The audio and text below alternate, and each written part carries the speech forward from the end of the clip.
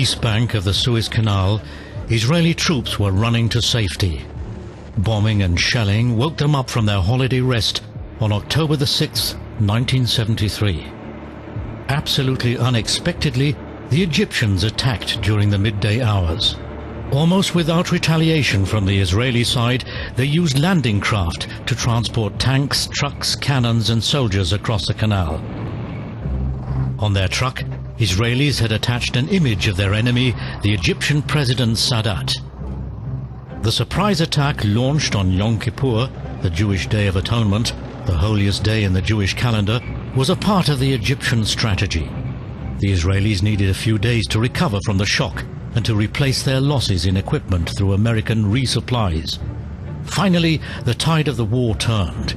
Owing to their superior weapons, their better morale, and the greater effectiveness of their strategy, the Israelis were able to repel an Egyptian offensive into Sinai and to drive the advancing Syrians out of the Golan Heights. Sadat had anticipated the Arab outrage over the American and Western aid to Israel. Earlier, during his visit to Cairo, Sadat had met with King Faisal of Saudi Arabia and had asked him to threaten to use the oil weapon, to suspend oil exports and to raise the prices of oil.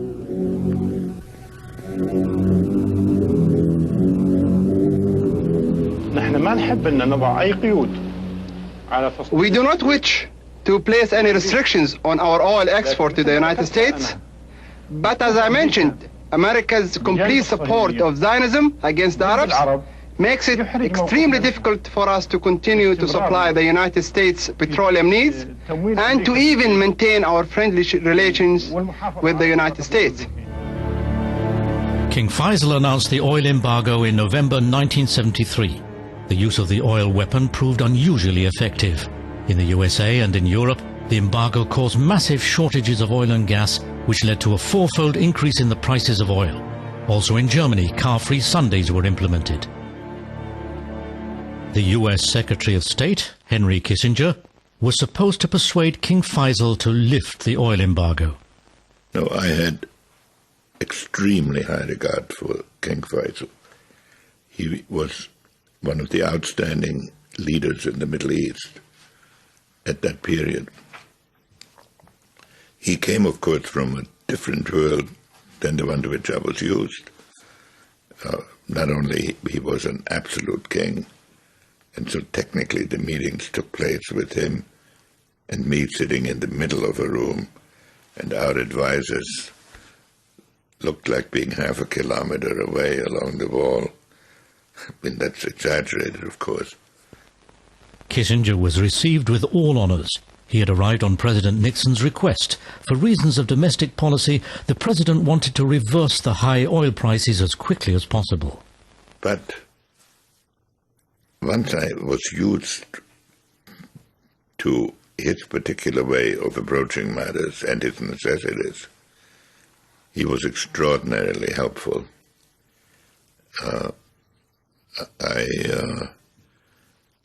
I wrote in my memoirs one episode in which he and I had talked for 3 hours, and I had told him what we could do, and he had told me what he thought we should do, and much of this was for the record. But then when he took me to the door, he said in English, "I pray to the Lord Almighty for the success of your noble efforts based on your proven ability. In other words, go ahead and do what you told me you were going to do." Kissinger wanted to negotiate a peace treaty and used his legendary shuttle diplomacy, moving between the two parties, the Egyptian President Sadat and the Israeli Prime Minister Golda Meir.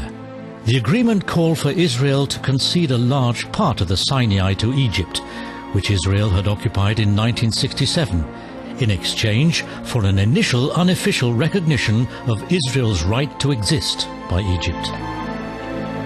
All I hope is that this effort will continue till we reach the peace based on justice in this area. Sadat already felt like a winner. as he had been able to restore his damaged prestige following the loss of Sinai in the devastating defeat of 1967. He didn't need the oil weapon anymore for which he had asked the Arabs. We were facing someone who is very clever, Dr. Henry Kissinger, and he was able to diffuse the tension and did what is called step-by-step solution until everything is done, and he deprived the Arabs from that power in their hands. He was very clever. Kissinger's negotiations, which had been dragging on for weeks, displeased Nixon. He was in a hurry, and according to newly released 30-year-old declassified British Secret Service documents, was considering a military invasion of Saudi Arabia, Bahrain and Qatar in order to seize the oil fields in those countries. In the files which were made available to Prime Minister Heath, the British Secret Service reaches the following conclusion. We believe that the American preference would be for a rapid operation conducted by themselves to seize oil fields. We had people who were talking, in case of embargo, that the oil weapon would be used, and that the military force would be used. I don't think it ever reached the point of asking Britain to support such a thing. It is possible that at meetings, Nixon might have described that these people existed, and it's possible that he's said this, and if that's what the British records say, it's probably true. The immediate reaction of the Americans is to form a committee by President Nixon to invade the oil fields in the area. We know the names of the members of the committee, and they decided at the very end, at least the oil members in that committee, that it is very risky to make the invasion. But they decided to invade the Saudi fields, the United Arab Emirates fields, and the Kuwaiti. They had some problems with the Kuwaiti fields because at that time Saddam Hussein was in line with the Russians, and they were afraid that they might have some problems over there. But they kept that as a secret, confidential. He did not, Dr. Kissinger did not say it completely, but he was threatening the Arab oil producers not to overdo it. It is risky, that America has several means. King Faisal also approved the result of Kissinger's shuttle diplomacy. During the Arab summit in Algiers in spring of 1974, he bolstered his support for Sadat. Before, he had lifted the oil embargo against the United States. I never made any demands in the literal sense. We wanted the oil embargo lifted. It was actually, in retrospect, a silly demand, because oil being fungible,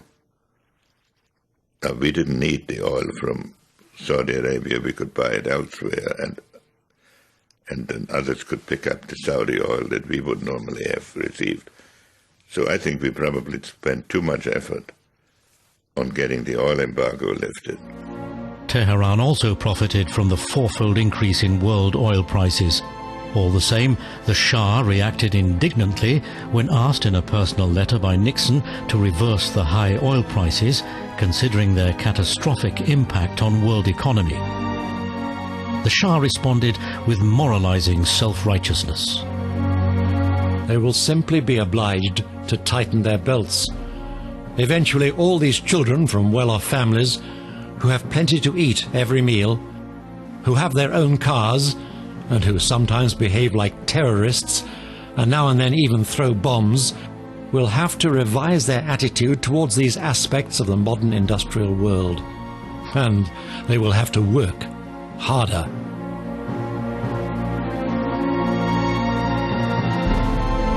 Due to Iran's oil boom during the 1970s, Tehran became a sprawling metropolis with a population in the millions, undergoing rapid growth in population and a frenzy of high-rise construction. A hint of shabbiness and the old-fashioned, domestically manufactured automobiles have a faded charm that is reminiscent of Eastern European cities. The Shah could have done more for his country had he not, like the Saudis, spent a large portion of the oil revenues to finance arms purchases of hundreds of American-made fighter aircrafts, including the most modern Phantom jet fighters, of thousands of British-made Chieftain tanks, and of investing into a new navy in an attempt to extend his role as the local gendarme in the Gulf, also over the Indian Ocean. Saudi Arabia now became really rich. Even the people were able to share in the nation's oil blessing. The symbol of this was the Datsun pickup, the top-selling car at the time. It's cheaper to maintain a Datsun than to keep a camel, the saying went. The capital city, Riyadh, quickly developed into a boom town with wide streets adapted for the growing automobile traffic, modelled on a distinct American-style city, a Dallas in the desert.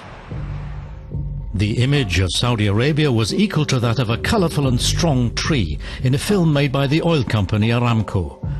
Workers posing in front of an oil tank, they're now regarded as a new social class, but they're not allowed to organise themselves.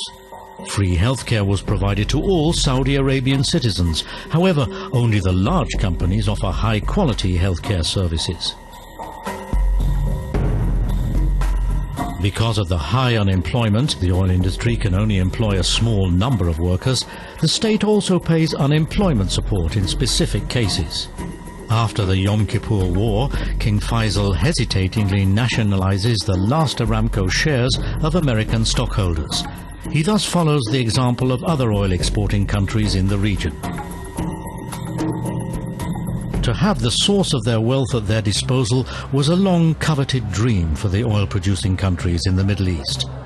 With mistrust, they followed the upswings and downswings in the prices of oil at New York's and Rotterdam's oil stock markets. For them, it was a sign of dependency on the European colonial powers and the USA, as well as on their oil companies, the Seven Sisters, who dominated the market. Not until the early 60s of the last century were they able to break their power. The long period of growth in the Western world during the post-war era was coming to an end in the late 1950s. Suddenly, there was too much oil on the world market. The large oil corporations had to lower their prices, even the posted price, which guaranteed a specific percentage for the oil-producing countries. Additionally, the prices came under pressure from the Soviet Union. Showing an appetite for foreign currency, the Soviet Union had doubled its oil production between 1955 and 1960, owing to the opening up of new oil fields in Siberia, and thereby flooding the market with cheap oil. A 7% reduction of the posted prices for Mid-Eastern oil without any consultation especially outraged the government in Saudi Arabia. She found support in distant Venezuela. The idea for resistance, however, stemmed from a clever woman, Wanda Jablonski, a Czech oil journalist living in Cairo. She arranged a meeting in Cairo between the two most powerful oil ministers of the time, Abdullah Tariqi from Riyadh, who wanted to expel the American oil companies from Saudi Arabia, and Juan Pablo Alfonso from Venezuela, who was not a friend of the Americans either, to convince them of the need for an organization of oil producers. Both acted quickly. In September 1960, Saudi Arabia, Venezuela, Kuwait, as well as Iran and Iraq agreed in Baghdad to found the Organization of Petroleum-Producing Countries. The main demands of the 5 founding member states, whose countries produced 80% of the entire crude oil exports, were co-determination on all decisions related to the price, fair and stable prices, as well as solidarity on the producer's part.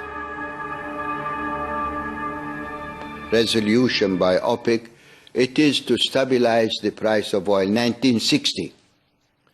Later on, some OPEC member countries went up to their head and they pushed the price up because they can make more income, more revenues. The rising prices of oil had also gone to the Shah's head. He wanted more. Even from a skiing vacation in St. Moritz, he intervened in price negotiations with brusque demands. He believed that the Americans owed him, the advocate of their interests in the Gulf, higher prices. The Saudis were angered over the irksome rival. They wanted to observe the law of supply and demand. Nevertheless, they were also trying to slightly manipulate the market mechanism. Production quotas were supposed to cut short the supply in the interest of increasing prices. The Shah, like others too, did not observe the quotas. It went up to their head. OPEC, they don't know what they want. They're becoming very greedy. The regular conferences of the OPEC oil ministers unfolded into a haggling over oil prices, which they jointly wanted to impose on the oil companies. Saudi Arabia, as the largest producer country, was not always able to dictate the prices.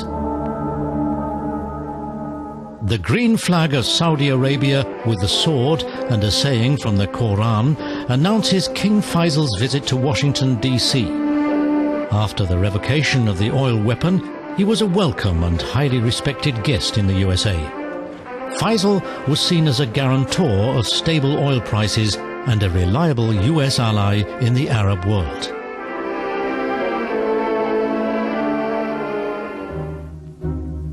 Shortly after his return from the United States, King Faisal was assassinated in his palace. Deeply affected by King Faisal's death, a grand procession of mourners, including President Sadat and an array of Western statesmen, escorted the king's casket for an unadorned Islamic funeral. The king was murdered by a nephew from the large cohort of royal princes. Was he insane, as officially proclaimed, or was he an extremist? The deed raised many questions regarding the inner state of the kingdom. At the end of 1979, tensions in the country broke out again. On November the 20th, 1979, 500 militant Saudi Islamists stormed the Grand Mosque in Mecca and took hundreds of pilgrims hostage. The religious scholars had to approve of the help of French special security forces to overpower the terrorists, as the bearing of arms inside the mosque was prohibited. The leader, a militant Islamist, accused the Saud family of corruption, of oppression of the people, of westernization, and of close ties to the American infidels. He demanded a return to the pious ways of the forefathers. He and 68 other terrorists were executed.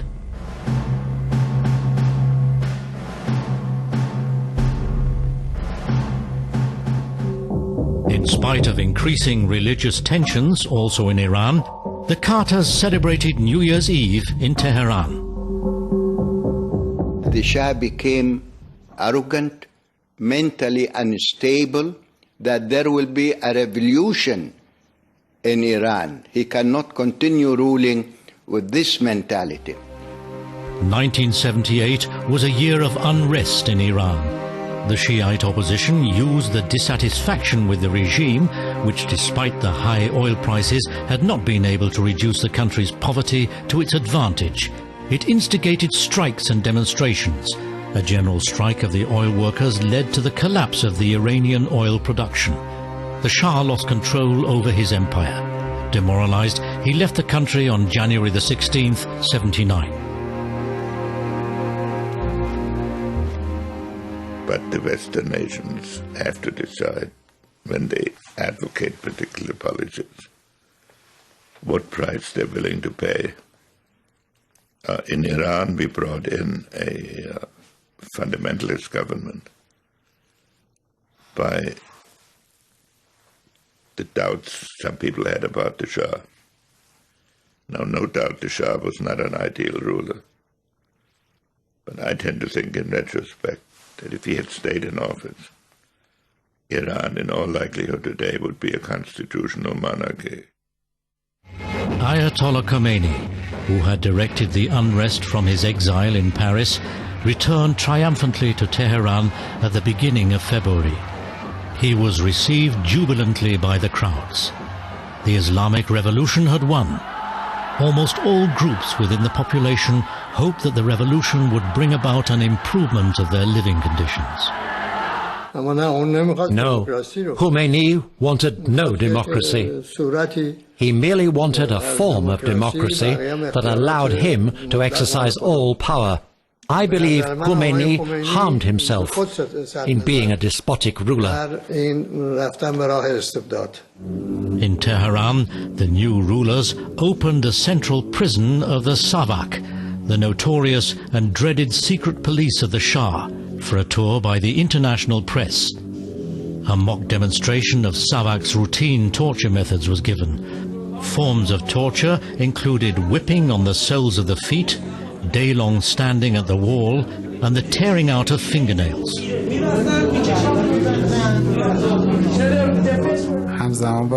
During that time, I was tortured with beatings and electroshocks on 9 different parts of my body. They tormented me as well as torturing me with electroshocks. A short time later, the prisons are filled again, this time with prisoners of the Mullah regime. The frightened family members are lined up as before, hoping for information about the victims.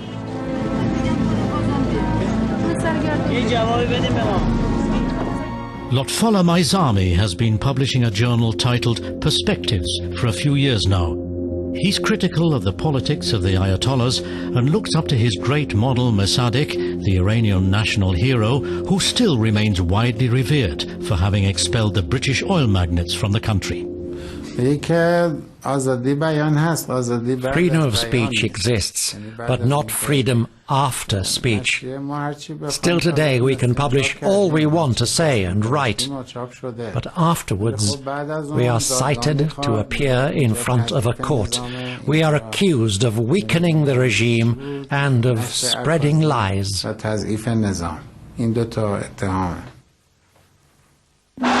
Despite disappointments with his Islamic theocracy, Khomeini remained popular. His leading executioner, Ayatollah Khalkhali, on the other hand, was hated. At the beginning of the regime, he had ordered executions of thousands of people. Among his victims were co-workers of the Shah, dissidents and infidels, as well as homosexuals, drug addicts and prostitutes. We had never imagined that Khomeini would turn against his own people with weapons. Khomeini proved that he was not only capable of turning weapons on the people, but also that he was willing to accept the killing of innocent people. At the beginning, in the prisons, 50 people were executed every night. Later the number rose to 300 or 400. On November the 4th, 1979, a group of militant university students stormed the American embassy in Tehran, taking 62 members of the embassy hostage. They were held prisoner for 444 days. Khomeini needed an enemy to justify his tyranny. None was more obvious for him than the great Satan, the USA, who had now even admitted the Shah for medical treatment of cancer.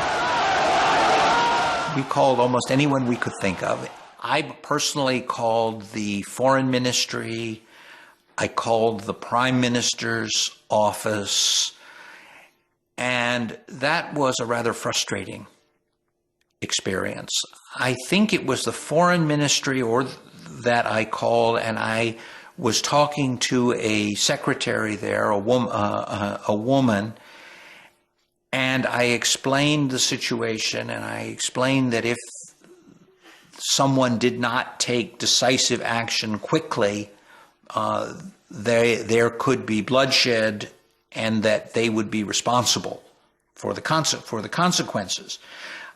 Well, before I could get any farther, she interrupted me. She asked me about the passports they had sent over for visas, and said, "Are those visas ready?" And I said, if you don't do anything, you can kiss your visas goodbye. There won't be any visas. The jubilant student crowd was able to continue the siege of the embassy unhindered. The police remained in the background.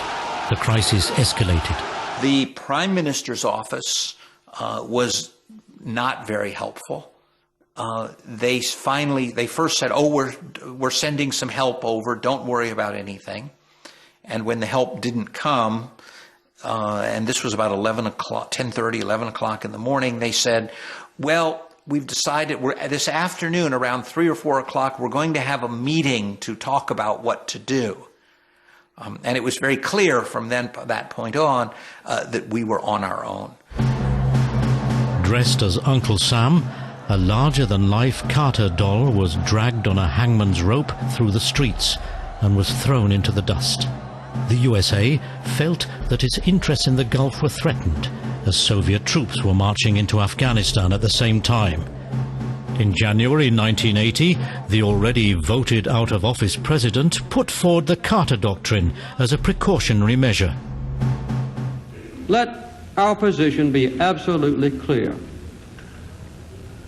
An attempt by any outside force to gain control of the Persian Gulf region will be regarded as an assault on the vital interests of the United States of America, and such an assault will be repelled by any means necessary, including military force. After their release on January the 20th, 1981, on the day of President Reagan's inauguration, the hostages returned to Washington, D.C. via Algiers. A happy John Limbert was among them.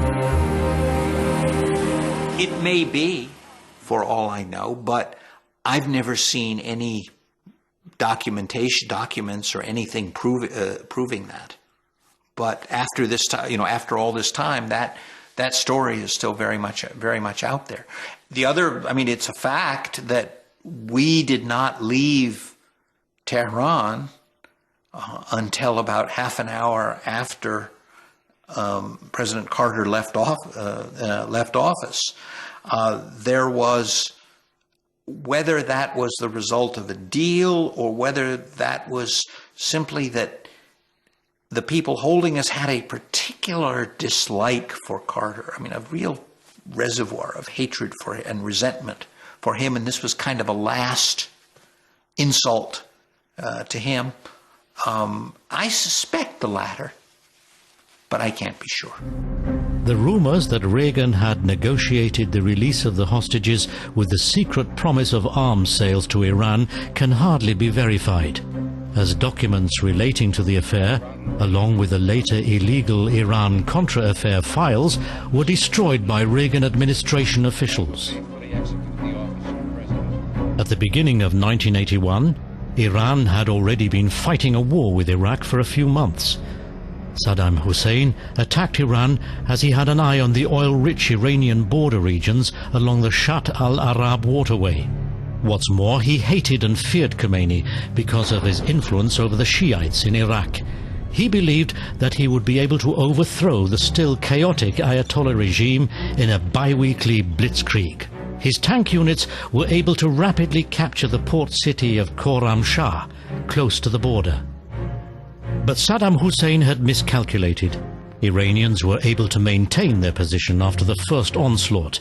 They recaptured Khorramshahr and immediately launched a counteroffensive. They were, however, too weak to conquer Iraq. This led to an 8-year-long static war. On both sides, the war is fought with unimaginable cruelty. Saddam Hussein deploys chemical weapons produced with German help, not only against the Iranians, but also in his own country against Iraqi Kurds living in border areas such as Halabja. Altogether, more than 200,000 Kurds were murdered under Saddam Hussein's regime. On the front, the Iraqis were not prepared for the surge of human beings from the Iranian side, for hundreds of thousands of Iranian soldiers. Many died as martyrs for Khomeini. Others were taken prisoner by the Iraqis. Among them were numerous children whom Khomeini had mobilized as a last reserve. Khomeini was determined to destroy Saddam Hussein and to carry the Islamic Revolution into Iraq. A miscalculation. After 8 years of war, both countries were left in ruins, and so much blood had been shed that they had to make peace.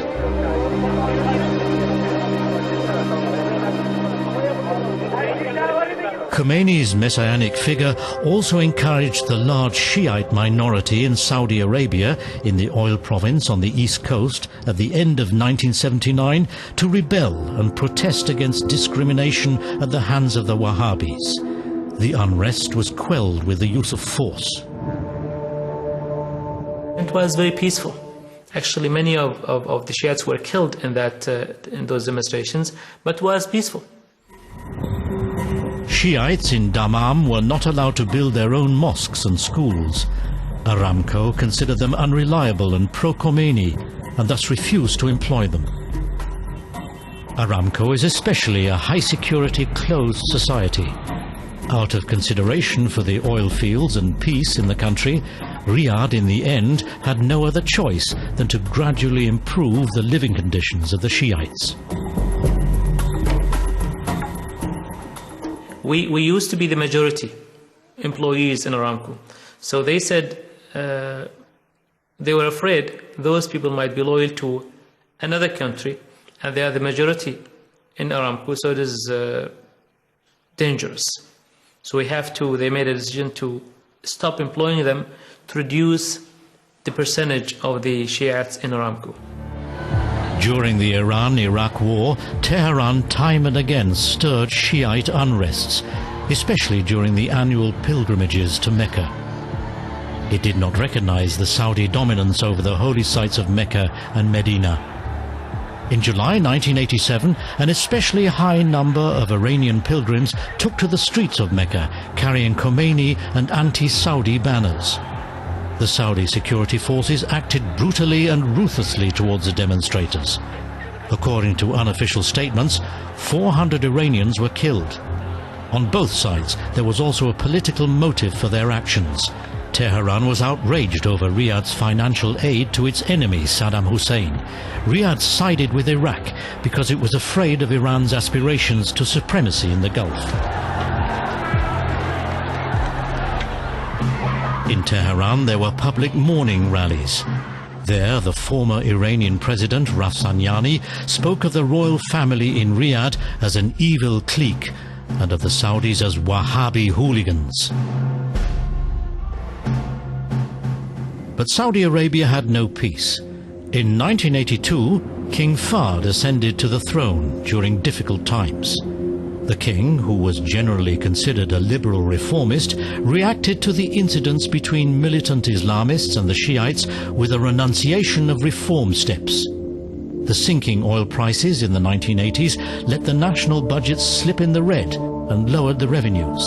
The wealthy royal dynasty was once again met with criticism by the Wahhabi clergy. The escape into foreign affairs could distract the agitators. The king financed the fighting of the Mujahideen in Afghanistan and the Saudi Islamic extremist participation in the jihad against the Soviet Union. The attempt of the Soviets to support the pro-communist regime in Kabul and to contain the advance of Islamic fundamentalism in order to prevent it from spreading to the Muslims in the south of Russia threatened to fail due to the inability of the invading army to cope with the guerrillas at the Hindu Kush. With the help of Saudi Arabia and the USA, the Mujahideen, who now had brand new weapons at their disposal, were able to inflict one defeat after another on the Russians. This policy was of additional advantage for King Fahd. He was able to assign a mission in Afghanistan to Osama bin Laden, who was becoming dangerous to the royal dynasty at home and who had therefore been stripped of citizenship. In order to maintain Saudi Arabia's claim to leadership within Islam, the Saudis also financed the Mecca-based Muslim World League. The League is the missionary center of Wahhabism. The Third General Islamic Conference convened there in October 1987, during which Islamic representatives from 134 countries condemned the Shiite Iran. In the Balkan Wars of the 1990s, the Wahhabi missionaries played an important role. Not only did they support the Muslim fighters, but also built the gigantic new mosque in Sarajevo. As 11 years before, during the revolt in Mecca, King Fahd once again needed the support of the Wahhabis for a fatwa, a religious justification. He asked for American help against Saddam Hussein's invasion of Kuwait. The top Wahhabis noted that while it is true that Americans were infidels, in this case, however, they were defending Islam in the kingdom. For decades, Sheikh Abdul Aziz bin Baz was the supreme religious authority of the Wahhabis, and thus the most powerful man after the king. Only one single photo exists of him. The Iraqi attack on Kuwait in summer of 1990 came as a complete surprise to the ruling dynasty. They were afraid Saddam Hussein was not only after Kuwaiti oil, but was also planning to invade the bordering oil-rich Saudi Arabian eastern province. Saudi Arabia felt ill-equipped to handle a Gulf war at its front door. Very soon, 200,000 American male and female soldiers were stationed in the country. King Fahd was aware of the risks of his policy. Even Crown Prince Abdullah, the present king, was against it, fearing the Wahhabi hatred of America. President Bush, however, was determined to thwart access to the Kuwaiti oil by the dictator in Baghdad. Most Americans know instinctively why we are in the Gulf. They know we had to stop Saddam now, not later. They know that this brutal dictator will do anything, will use any weapon, will commit any outrage, no matter how many innocents suffer. They know we must make sure that control of the world's oil resources does not fall into his hands, only to finance further aggression. With the Operation Desert Storm, Americans unleashed their superior military machinery. Bombs and missiles hailed down on Baghdad. Fighter aircrafts and tanks crushed the Iraqi ground troops in the Kuwaiti desert. The strict Wahhabis saw their fears confirmed that infidels corrupt the morals of the people. The driving ban for women had to be confirmed by a fatwa from the religious scholars. The American presence in the country strengthened those who stood for reforms in the political and religious systems. Female American soldiers behind the wheels of military and private vehicles made many Saudi women aware of their disenfranchisement. On November the 6th, 1990, 50 educated women drove their cars in the streets of Riyadh in a protest rally against the driving ban. During that time, the Kuwaiti women came in and they were driving. And enlisted women in the army, in the American army, were driving. And if somebody talks to them and says to them, listen, you know, the Saudi women are not allowed to drive here, they would say, they would just push them away and they say, just leave us alone. We don't care about your rules and regulations. For us, some activists, women who are, you know, came very spontaneously together. We were not a political movement. We are not, you know, an organized group. We came together very spontaneously because we saw this is happening. And we said, okay, I mean, this is an opportunity for us to protest and to say, you know, we want our rights to be activated. We don't want this gap between the rights of women. We don't want the injustice or the prejudice against women. So we took the driving aspect as a symbol for everything that we wanted to change in our situation and in our positions. So we drove because it was fluid at that time, you know, women were driving, and we said, okay, if foreign women can drive, then we can drive. And we went out into the street, yes, and we drove in protest. The inhabitants of Riyadh depend on their car, as there is hardly any public transportation. During rush hour traffic, the traffic is as dense as in major Western cities and is often congested. The people who attacked us more on the street were not the police or the people, you know, from the police departments. Actually, the fundamentalists, you know, the people who are their thinking is extremist. They are the ones who heard about it because we were driving for about 45 minutes.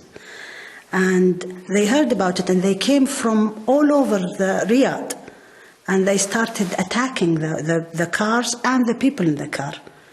And some of the women were pushed, some of us were spat upon, you know, some of us were really manhandled. It was very bad. The police were a lot more gentle. And a lot more, we wanted to be, caught by the police, but not by the fundamentalists. And they took us to the police station, and we stayed there. Of course, it was not a very long time, and it was not major. But when we came back out, the next day, I think 24 hours later, we were all fired from our jobs.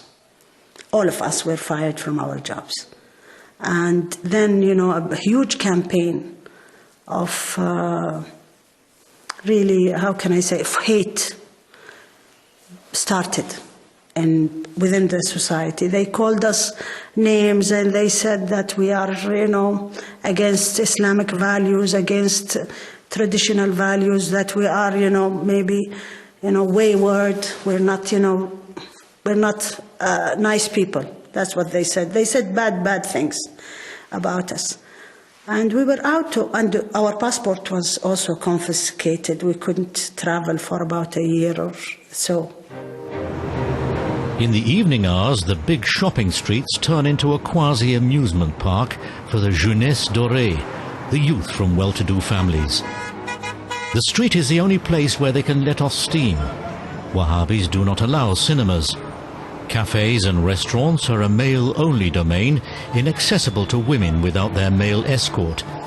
And contacts to strange men would be considered a violation of religious regulations. In cars, however, the girls are allowed to ride without having to cover themselves completely, but only if the driver is a brother or another close male family member. Dating attempts must therefore happen in the streets and on the roads. At the right moment, young men throw a note with their telephone number to a girl in the neighboring car.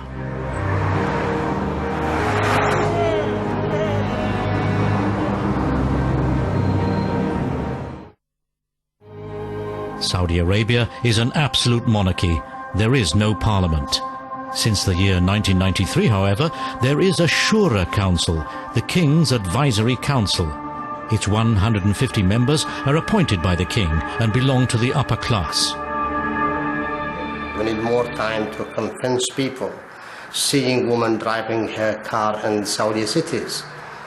Well, when I introduced or initiated my proposal, it is just to have a full study whether the Saudi society will accept women driving cars, and we have to know what is the advantage and disadvantage of having women driving her cars. Is it good for a woman to drive her own car or to be driven with foreign drivers? We have almost maybe up to 1 million foreign drivers in Saudi Arabia. It's costing us a lot of money. In addition to that, it is those strangers or the new drivers came from outside. They came from a different cultural background, and they are dealing with the most precious we have, ladies, children, and we don't know. And we have, I myself, I think there is a social impact of these newcomers in our social life. Therefore, I proposed, let's make study and see. And we all what we could do in the Shura Council, just to send the result of that study to the king. And he is the only authority to say yes or no. Also to the city's elegant malls, the women have to be driven by a male family member or an employed chauffeur. They cannot simply take a taxi. Once at the mall, they can move around relatively freely, but are only served by men, even when shopping for underwear. They are, nevertheless, allowed to spend money for expensive Western luxury items on their own. It became a shock to the Saudi society. Ask people of social sciences, scientists, economists, politicians, policemen, religious people, to be together to make a study, and then let the study known to people, even those women who have some rejecting I don't know, they said 500 women, they wrote a petition to the king saying, well, no, we don't want to drive. Nobody will force anybody to do it. It happened a long time ago when we first introduced the women education in Saudi society, Saudi Arabia. Many people rejected the idea, but because it is right of women to learn. So the king at that time, the late King Faisal, he said, well, I will open the school, and who want to bring his daughter, that's fine. Who will not, who said no, that's fine again. So now I believe those who are rejecting the idea, nobody will force them to drive.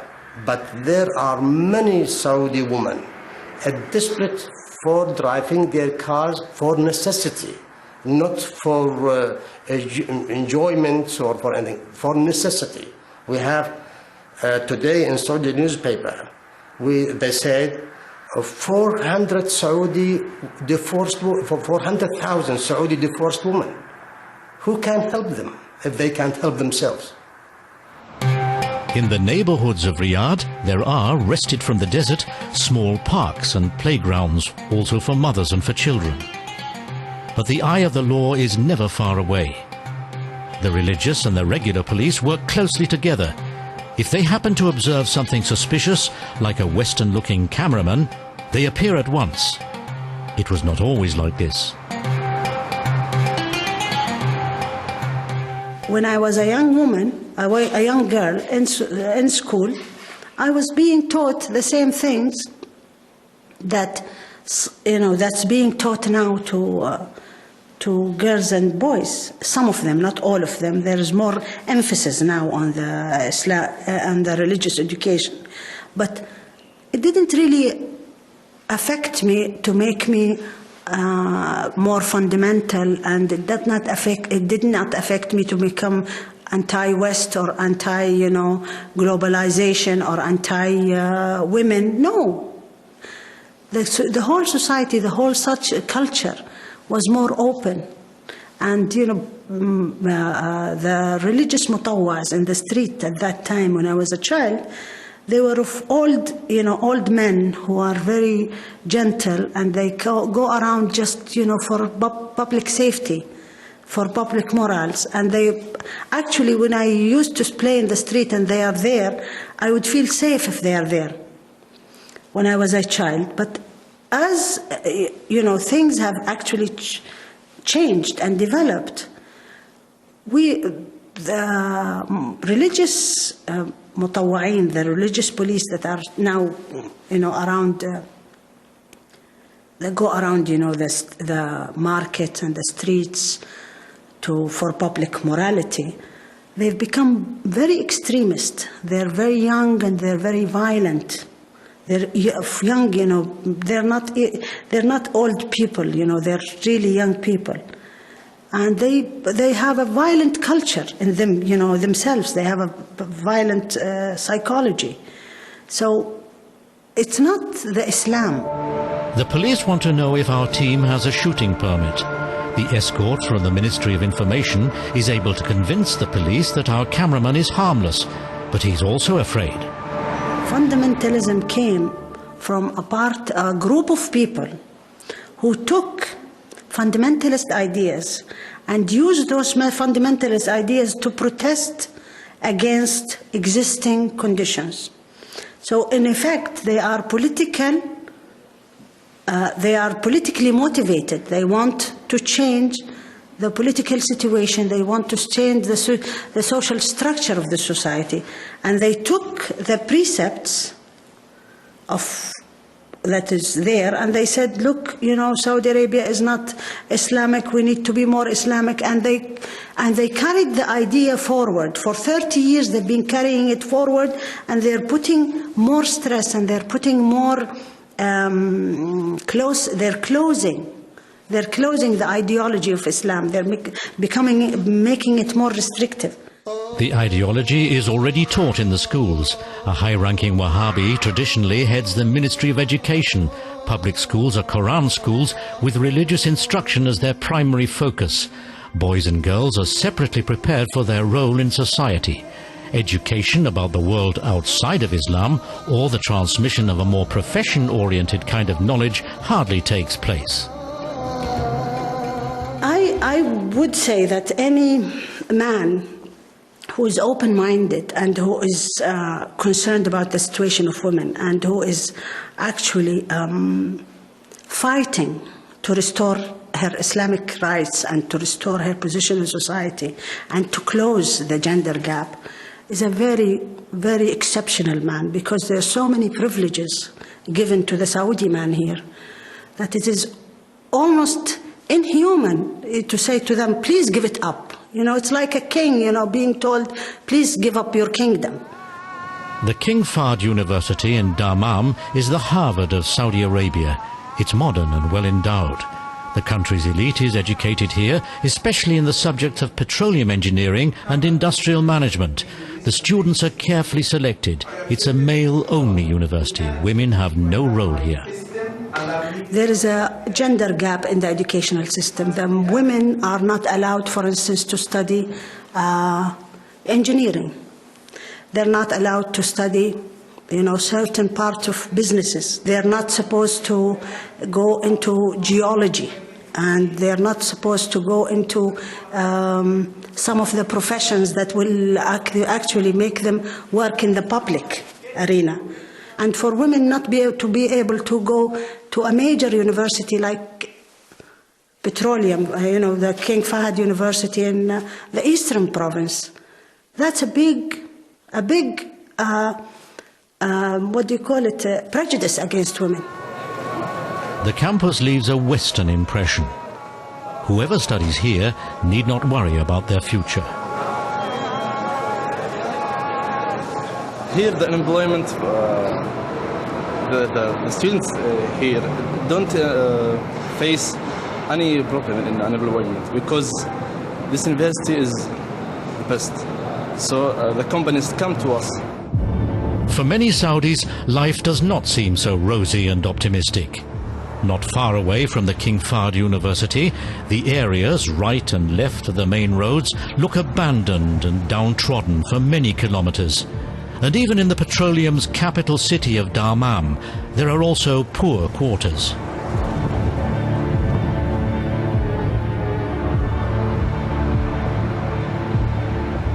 We need to make the income of oil reflecting on our society, and I don't see it reflecting very well. We have a lot of poor, we have a lot of families, they don't have their houses. We had a lot of old and handicapped people. They don't have social security, and social security is still not well developed. They are trying to make it in a proper way, but I think there is a lot of responsibility on us by having that much income. And I love to see that reflecting in all the members of our society, and we shouldn't have poor people in this country. Saudi Arabia is a country of harsh contrasts, true to the motto, one step forward, one step back. This is nowhere more obvious than in the desert, which begins right behind the outskirts of Riyadh on a Friday, the Islamic holiday. On this day, many inhabitants are drawn outdoors for a picnic or for harmless entertainment, either for a camel ride as back in the days of the forefathers, or for tournaments in skillfulness with quads that can be rented everywhere, an especially popular activity with male adolescents. If only in passing, the prayer times are still observed, but the mosques are far away. The country appears torn between the past and the future. And the fight for oil continues at the same time next week.